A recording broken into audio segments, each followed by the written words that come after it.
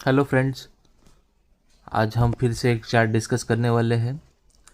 Chart का नाम है हाइडेलबर्ग सीमेंट। हाइडेलबर्ग सीमेंट में आपको दिखाई देगा कि ये जो वॉल्यूम है, इतना बड़ा वॉल्यूम आप थोड़ा ब्रॉड चार्ट करोगे तो कभी नहीं हुआ है। इतना बड़ा वॉल्यूम इससे पहले कभी नहीं हुआ है। मतलब ऑलमोस्ट ये 2006 से आई थिंक कंपनी है।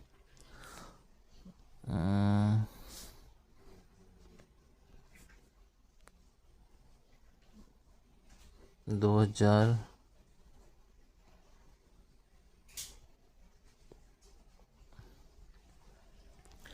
ये कंपनी ऑलमोस्ट 2007 से है। तो आप देखोगे डेली में तो इतना बड़ा वॉल्यूम पहले कभी भी नहीं हुआ है। तो ये वॉल्यूम कौन करता है? ये वॉल्यूम सिर्फ एफआईआई कर सकते हैं या कोई बहुत बड़ा प्लेयर है, इंस्टीट्यूशन है, वो ये वॉल्यूम कर सकता है। ये वॉल्यूम क्यों होता है? क्योंकि कोई तो बड़े प्लेयर का या एफआईआई का इंटरेस्ट ये स्टॉक में आ रहा है, इसलिए इतने बड़े वॉल्यूम से बाइंग हो रही है। तो हमें ये ध्यान में रखना है कि ऑलमोस्ट ये स्टॉक 280 के रेंज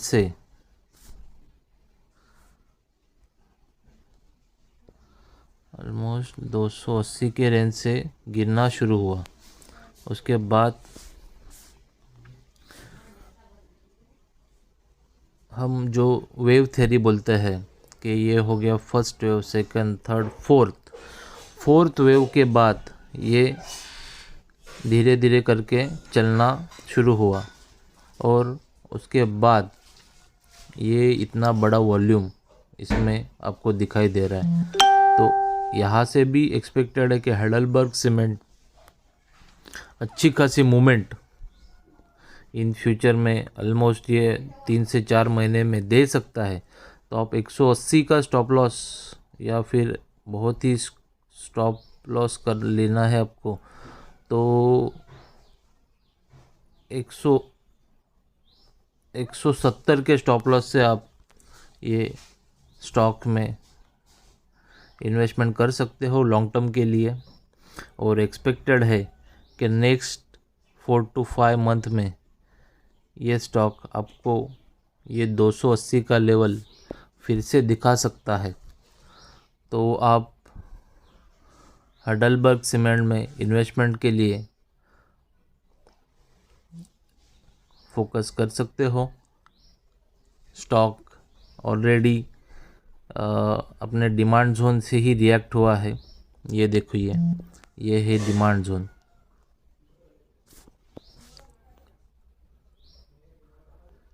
ये है डिमांड जोन। ये आपको पता चलेगा कि ये है डिमांड जोन 165, 164, 165 का जो डिमांड जोन था, वहाँ से ही हाइडेलबर्ग सीमेंट रिएक्शन दे रहा है। तो ये जो रैली इतनी बड़ी आई, उसके बाद फिर से अपने डिमांड जोन में आना, उसके बाद फिर से चलना और विथ वॉल्यूम, इतना बड़ा वॉल्यूम ये स्टॉक में होना, ये बहुत ही क्रूशियल चीज़ है या बहुत ही एट्रैक्टिव कर रही है। तो आप होल्ड कर सकते हो 280 के टारगेट के लिए।